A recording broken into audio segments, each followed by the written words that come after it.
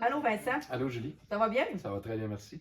Fait que là, aujourd'hui, notre petite capsule, c'est pour présenter les différents produits dans le DeWalt des scies à chaîne.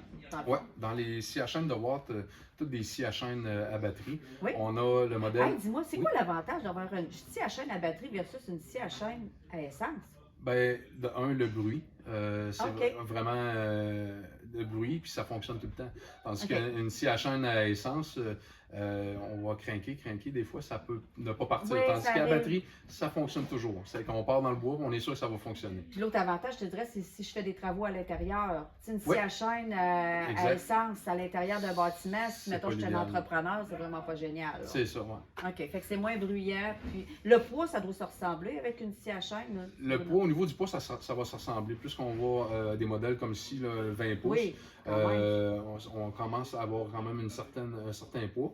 Mais ça va venir, ce modèle-là va venir avec une batterie 12 ampères.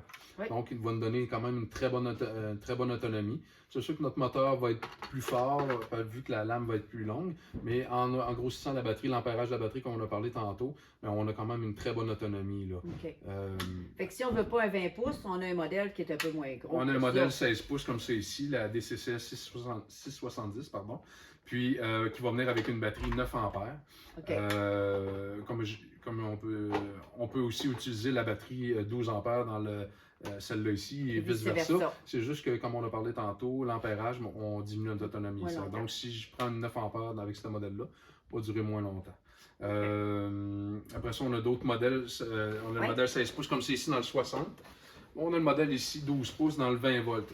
Donc, la batterie 20 volts, comme on avait expliqué dans la section batterie, la batterie 20 volts n'ira pas dans la scie à chaîne 60 volts parce qu'elle a demande d'avoir du 60 volts, d'avoir la puissance 60 volts. Mais elle peut aller là. Elle peut aller sur la 20 volts ici. Puis là, ben, comme on a parlé, 12 ampères sur le 20 volts, on va avoir une très bonne autonomie là, avec une petite scie comme ça, 12 pouces de coupe.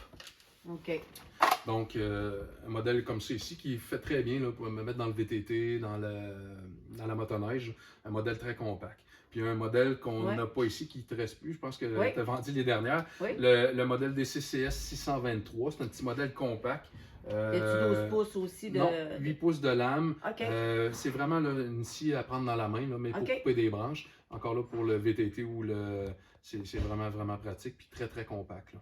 Ah, ben c'est bon. Ça fait le tour pas mal des scies qu'on a présentement à batterie. Parfait. Ben merci beaucoup. Ça fait plaisir.